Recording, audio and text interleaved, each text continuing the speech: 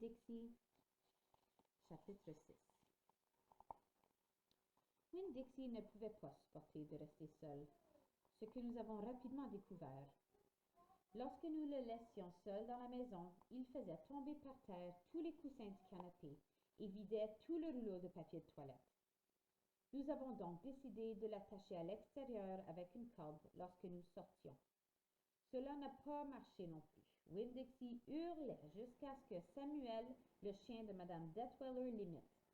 C'est précisément le genre de bruit que les gens d'un parc de maisons mobiles réservé aux adultes n'aiment pas entendre. Il ne veut tout simplement pas rester seul, ai-je expliqué au pasteur. Alors emmenons-le avec nous. Je pouvais comprendre ce que ressentait Winn-Dixie. Il se sentait probablement le cœur vide quand on l'abandonnait. Au bout d'un certain temps, le pasteur a fini par céder. Ainsi, où que nous allions, nous emmenions Winn-Dixie, même à l'église. L'église baptiste Open Arms de Naomi n'est pas une église ordinaire. L'édifice est un ancien dépanneur Pick-it Quick et lorsqu'on franchit la porte d'entrée, la première chose qu'on voit, c'est la devise du magasin. Sur le plancher est inscrit en très grosses lettres faites de petites tuiles rouges Pick, pick, pick, quick, quick, quick. Le pasteur a essayé de dissimuler les lettres en peignant des tuiles, mais elles ont réapparu.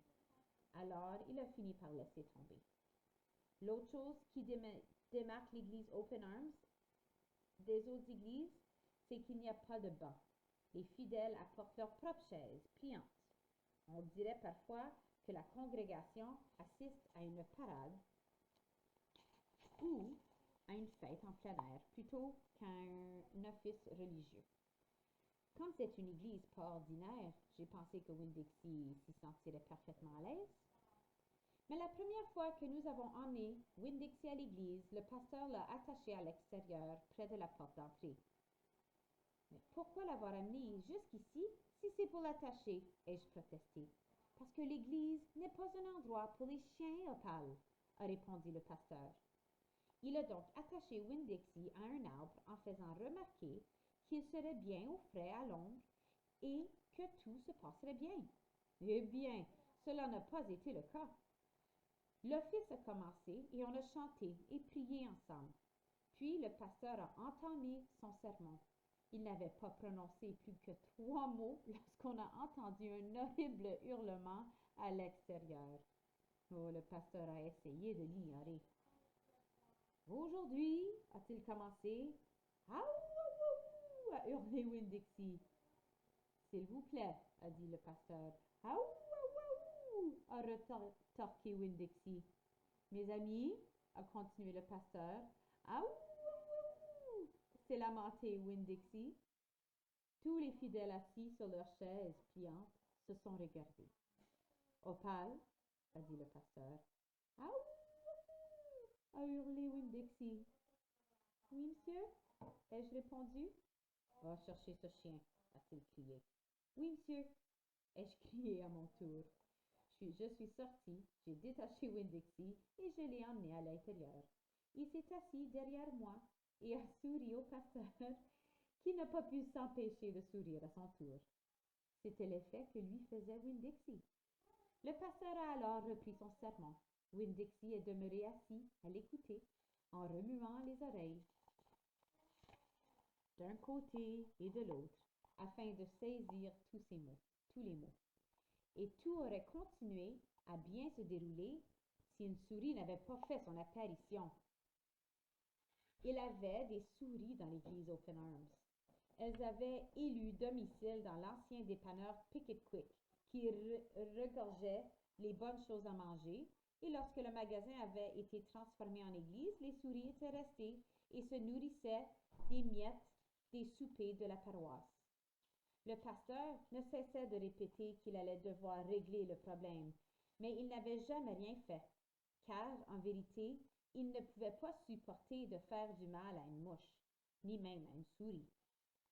Toujours est-il que, lorsque Winn-Dixie a vu la souris, il s'est lancé à sa poursuite.